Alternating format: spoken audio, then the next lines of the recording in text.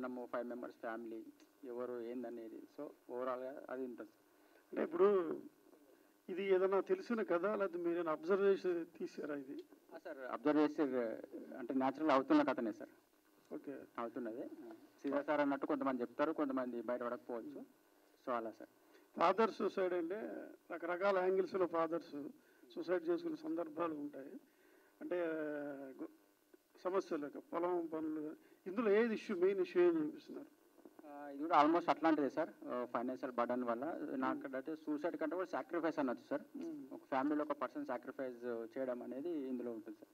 ఫైనల్గా మళ్ళీ రియలైజ్ అయ్యి ఏంది ఎలా అనేది మూవీలో. టీజర్లో ఏదో ఒక నిధిలాగా ఏదో విగ్రహం ఏదో లోపల దాగడం, కుక్కటం, ఏదో సంథింగ్ ఏదో కన్ఫ్యూజ్ లాగా ఉంది. ఏంటది? అది సపరేట్ ట్రాక్ సార్. అది జస్ట్ అది వేరే పర్పస్ కోసం. అది కోర్ స్టోర్ వచ్చేసి వాళ్ళ ఫ్యామిలీ గురించి సార్. వాళ్ళ ఎమోషన్స్, వాళ్ళ సాక్రిఫైస్, వాళ్ళ మదనము. సో ఇట్లా డ్రైవ్ చేసే సిచ్యువేషన్స్ ఒక పర్సన్ని ఎటు సార్ టీజర్ వేశారు, టీజర్ గురించి నేను అడిగాను. అవుట్ ఆఫ్ అదే మన యంగ్ హీరో మనకి ఇచ్చేయండి, ప్రభాస్ గారికి. ఇప్పుడు టీజర్లో ప్రతి షాట్ ఏంటని అడిగేస్తున్నాడు ఆయన. కొంచెం థ్రిల్లింగ్ గా పెడదామని అంతే.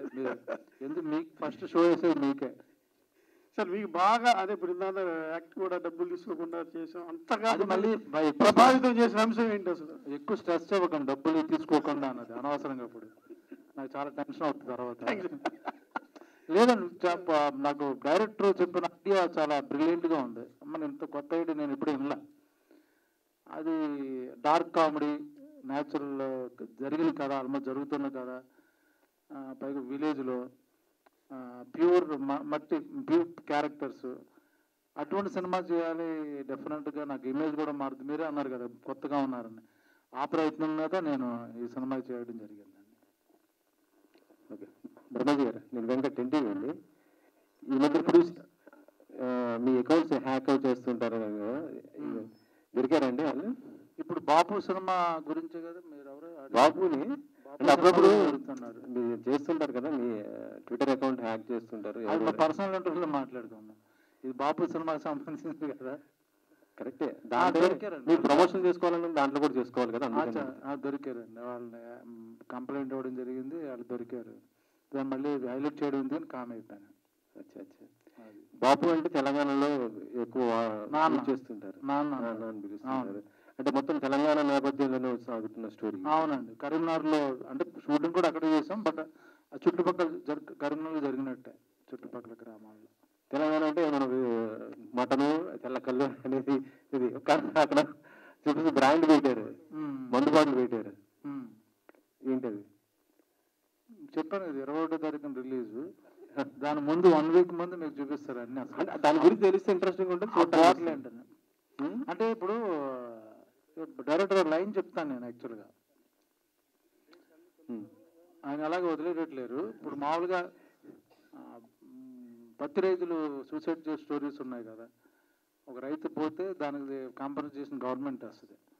సో అలాంటి పరిస్థితి వచ్చినప్పుడు కొడుకు సూసైడ్ ట్రై చేసుకుంటే ఫాదర్ లేదని నువ్వెందుకు, మీరు చూసే ట్రైజర్లో నువ్వెందుకు పోవడం నేను పోతానని. అక్కడి నుంచి స్టోరీ మొదలవుద్ది. పోతాడా పోడా, ఆ వెయిటింగ్, ఎప్పుడు పోతాడు,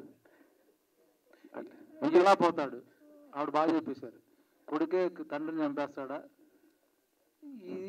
ఇదేనండి సినిమా యాక్చువల్గా. అంటే కామెడీ నేపథ్యంలో ఉంటుంది. కామెడీ, అవును. నిజంగా మనం ఫాదర్ని ఎందుకు చంపుతామండి కదా. అదే అదే అంటే చంపాలనిపించదు కదా. అంటే ఒక రకంగా చూస్తుంటే ఇది ఆత్మహత్యను ప్రేరేపించే విధంగా ఉంది. అంటే ఏదైనా గవర్నమెంట్ నుంచి వచ్చి కాంపిటీషన్ దానికోసం అసలు సినిమా చూడకుండా మీరు ఇప్పుడు అన్నారు కదా, పత్రిక ఒకవేళ సూసైడ్ చేసుకుంటే కాదు, అక్కడ ఫన్ మోడ్లోకి వెళ్తుందని చెప్పి సరదా నవ్వుకుంటూ అలాగా. కానీ జనాలు ఏంటంటే రియలిస్టిక్ ప్రాబ్లంతో ఆ జనాలు చాలా సినిమాలు చూస్తున్నారులేండి. మొత్తం గాంధీ సినిమాలు చూసి మారిపోవట్లేదు వాళ్ళు, మహాత్మా గాంధీలు అయిపోవట్లేదు. అలా డాకులు చూసి డాకు మహారాజులు అవ్వట్లే. ఆ సినిమా కాసేపు చూసి బయటకు వచ్చి మర్చిపోతారు, ఎవరి పనులు వాళ్ళు చేసుకుంటారు. ఓకే, మైక్ ఇంకోటిగా ఉంది. బ్రహ్మాజీ గారు, సార్ మీరు హీరోగా చేసి చాలా 20 సంవత్సరాల క్రితం హీరోగా చేశారు. ఈ సినిమాలో మీ క్యారెక్టర్ హీరోనా లేదు అంటే క్యారెక్టరా? ఈయన బాపు ఆయన టైటిల్, అందులో క్యారెక్టర్ వేసాను, కొడుకుని నేను. మీ మీద స్టోరీ రన్ అవుతుంది. లేదు బాపు ఈయన ఇక్కడ ఉన్నాడు, వెనకాల ఆయన కూడా అన్నాడు. నా ఫేస్ నా మీద చూపించారు. నా సో ఈయన మెయిన్ ప్రధాన పాత్ర, మేము సపోర్టింగ్ క్యారెక్టర్స్, నేను కానీ ఆమెని గారు కానీ. బాపు కథకి స్టోరీ సినిమాగా డెవలప్ అయ్యేటప్పుడు మీ పాత్ర ఎంతవరకు ఉంది? మీరు చాలా డెవలప్ చేశారంటున్నారు, మీ ఏదండి బాపు కథలో మీ ఇన్వాల్వ్మెంట్ ఎంతవరకు ఉంది? అంటే మీరు డెవలప్ ఇచ్చేసానని చెప్పారు. డెవలప్ కథకి డైరెక్షన్కి దాంట్లోనండి సపోర్ట్ చేసాం. మేము అందరం సపోర్ట్ చేసాం. ఒక మంచి సినిమా తీయాలంటే మన రెగ్యులర్ కమర్షియల్ సినిమా తీసుకునే రెమ్యునరేషన్తో అవ్వదండి. ప్లస్ అన్ని ఫెసిలిటీస్ కావాలి, విలేజ్లో అయినా సరే అడుగుతారు. బట్ ఎవరు ఇందులో ఉన్న వాళ్ళు ఎవరు క్యారవాన్లు అడగడం కానీ స్పెషల్ రూమ్లు అడగడం కానీ చేయలే. ఒక మంచి సినిమా చేద్దాం నమ్మి అందరం కంఫర్టబుల్గా చిన్న చిన్న ప్రాబ్లమ్స్ ఉన్నా అందరూ ఫ్యామిలీ లాగా సినిమాని సపోర్ట్ చేసాం అంతే. కంటెంట్ బాగుందని ప్రొడ్యూసర్ గారు కానీ director team day and night పని చేశారు. సో మేము వాళ్ళని ఇబ్బంది పట్ల సినిమా మేకింగ్ మీద ఫోకస్. కానీ బ్రహ్మాజీ క్యారియర్ రాలేదు, ఆమెని గారికి ఫుడ్ రాలేదు, ఏదో అలాగా కార్ రాలేదు, లేకపోతే ఈ ప్రాబ్లమ్స్ మర్చిపోయాం ఈ సినిమా వరకు. అది అది బెస్ట్, బాగుంది ఇంప్రెషన్. నమస్తే బ్రహ్మాజీ గారు. నమస్తే. ఇప్పటి వరకు మమ్మల్ని నవ్వించారు, మీరు నవ్వుతూనే ఉన్నారు, సంతోషం. ఇప్పుడు సీరియస్ అవ్వమంటారు. ఆ స్టిల్ చూస్తుంటే మీ ఫాదర్ వంక అది తింటాడా లేదా నన్ను తినమంటాడా అన్నట్టుగా ఉంది. మీరన్నా సినిమాలో నెక్స్ట్ మీరు తినే విధంగా ఉంటారా? డబ్బు తింటున్నాడని చూస్తున్నాం అందరం. రమ్మంటే పోవట్లేదు, ఇంకా తింటున్నాడు ఏంటని. అండి ముఖ్యంగా మా బ్రదర్ డిస్ట్రిక్ట్ చాలా సినిమాలకి చిరంజీవి గారు వచ్చి బ్లెస్సింగ్ చేసేవారు. బట్ చిన్న సినిమాకి దేవుడు విశ్వక్. ఎందుకంటే నేను 2 days ముందు అడిగాను దాన్ని ఫోన్ చేసి, ఎప్పుడు చెప్పు బ్రదర్ వస్తాను అని అన్నారు. యాక్చువల్లీ నిన్న అనుకున్నా, నిన్న ఏదో మీడియా వాళ్ళకి వేరే ఈవెంట్ ఉంది, ఒకరోజు మారద్దంటే పర్లేదు బ్రదర్ అన్నాడు. అన్నిటికీ ఓకే అని అసలు ఏంటంటే నాకు పోయింది ఉంది బ్రదర్, 1 గంటగా నా టైం పోయేది, నేనే నష్టపోవట్లేదు అన్నాడు. ఇంత మంచి వ్యక్తి నేను ఈవెంట్స్లో అయితే చూడాల. ఇప్పుడు కూడా ఈవెంట్ యాక్చువల్గా 2 స్టార్ట్ అవ్వాలి, 2:30కి వచ్చి కార్లో కూర్చొని వెయిట్ చేసేవాడు. అంటే డైరెక్ట్గా ఇప్పుడు పిఏలు హడావుడి ఏమీ లేకుండా సింపుల్గా. నేను ఈ విషయం ఇంకోటికి చెప్తే, సార్ మీరు అట్లీస్ట్ మీరు సీనియర్ కాబట్టి ఆయన వచ్చాడు అనుకోవచ్చు, మాకు అసలు ఏం పరిచయం లేదు, ఎవరో ద్వారా ఫోన్ చేస్తే ఆ సినిమా కూడా వచ్చేసాడని అన్నారు వాళ్ళు. So thank you brother. మీలాంటి కూడా ఉండడం వల్ల ఇండస్ట్రీ చాలా బాగుపడుతుంది. ఎందుకంటే ఇప్పుడు ఈవెంట్లకి హీరోయిన్ పిలవాలంటే కానీ హీరోయిన్స్ పిలవాలంటే చాలా టఫ్, అది నాకు తెలుసు. ఈజీగా అన్న 2 నిమిషాల్లో ఒప్పుకొని వచ్చేసాడు. పైగా తన సినిమా 14th రిలీజ్ ఉంది, బిజీగా ఉన్నాడు, ప్రమోషన్స్ ఉన్నాయి. నెక్స్ట్ వీక్ రిలీజ్ అయ్యే సినిమా కూడా తను ఇక్కడ వచ్చి ఉంచున్నాడు. మళ్ళీ ఇక్కడికి వచ్చి బాస్ నువ్వు ముందు మాట్లాడేసి వెళ్ళిపో, మళ్ళీ వెయిట్ చేయాలి కదా అందరూ, అంటే అక్కర్లేదు నేను ఉంటాను అక్కడి వరకు అన్నాడు. మరి ఇంత మంచివాడు, నేను మాత్రం అంత మంచివాడిని కాదని అనిపిస్తుంది తను చూసిన తర్వాత.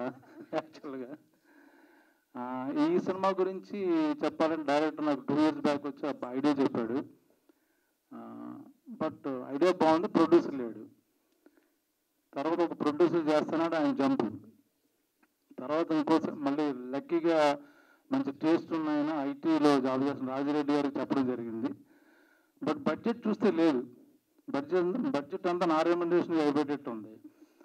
ఎలాగా అన్నీ ఆలోచించుకుని సరే మేము డబ్బులు తీసుకోను ఏదో ఒకటి అనుకుని అందరినీ అడగండి అని నేను చెప్పదలుచుకున్నాను. ఎందుకంటే ఒక మంచి ప్రయత్నం చేయాలంటే సినిమా అనేది ఇప్పుడు ఫ్యాన్సీ అయిపోయింది. మేము కరీంనగర్లో వింటర్లో ఎవరు హోటల్స్లో ఉన్నా, ఆమెని గారు కానీ ప్రొడ్యూసర్ గారు ఇంట్లో ఉన్నారు, నేను పక్కన గెస్ట్ హౌస్లో ఉన్నాను. ఈ సినిమా క్యారవాన్లు వాళ్ళ. ఇప్పుడు క్యారవాన్ లేకపోతే చిన్న ఆర్టిస్ట్ కూడా అసలు ఎక్కడ ఉండేటట్లేడు. బట్ ఎవరు క్యారవాన్లు వాళ్ళ, కారులోనే బట్టలు మార్చుకునే వాళ్ళం. మా ఇల్లు చూపించారు అక్కడే, అన్నీ అక్కడే పడుకున్నాం, అక్కడే లేచేవాళ్ళం. సో అందరూ టీం వర్క్ బాగా చేసి, ఈవెన్ కెమెరామెన్ కానీ లేకపోతే అందరూ అక్కడ ఉన్న ప్రొడక్షన్ టీం కానీ అడ్జస్ట్ అయ్యి, ఏదో ఫ్యాన్సీగా భోజనాలు కానీ చాలా లేట్గా వచ్చాయి, అరేంజ్మెంట్స్ అన్నీ పాపం అందరం అలాగే కష్టపడి చేసాం. అలాగని మిగతా సినిమాలకి రెమ్యునరేషన్ రాకుండా నా దగ్గరికి ఎక్కువ ఛార్జ్ చేస్తాను. ఈ స్క్రిప్ట్ బాగా నచ్చింది. నేను చేసే సినిమాలు నాకు పెద్ద సాటిస్ఫాక్షన్ లేదు, అంటే రెగ్యులర్ క్యారెక్టర్స్ పడుతున్నాయి, డిఫరెంట్ స్క్రిప్ట్, డిఫరెంట్ గెటప్. పైగా ఆమెని ఇలాంటి గారు ఆర్టిస్ట్తో సుధాకర్ రెడ్డి గారు వాళ్ళిద్దరి ముందు చేయడం నాకు చాలా కష్టమైంది. యాక్చువల్గా టు బి ఫ్రాంక్, చాలా న్యాచురల్గా వాళ్ళు యాక్ట్ చేస్తున్నట్టు ఉంటుంది, మాట్లాడుతున్నట్టు ఉంటుంది. నేనేమో డైలాగ్ చెప్తున్నట్టు ఉంటుంది. సో ఆ మ్యాచ్ చేశాను అనుకున్నాను. బట్ నాకన్నా వాళ్ళిద్దరు డెఫినెట్గా మంచి బెటర్ ఆర్టిస్టులు బాగా చేశారు. అలాగే మిగతా వాళ్ళు అందరూ చాలా బాగా చేశారు ఇందులో. సో మంచి ప్రయత్నం, మంచి కథ, డిఫరెంట్ కథ. మీరు నచ్చదు చూడండి, మంచి సినిమా ఆదరిస్తారు. ఎప్పుడు లాస్ట్ టైం ఇప్పుడు బలగం ఆడింది తెలంగాణ బ్యాక్డ్రాప్లో. సో ఈ షూటింగ్ అంతా కరీంనగర్లో చేసాం. సో అందరికీ, వచ్చిన వాళ్ళందరికీ థ్యాంక్ యూ వెరీ మచ్.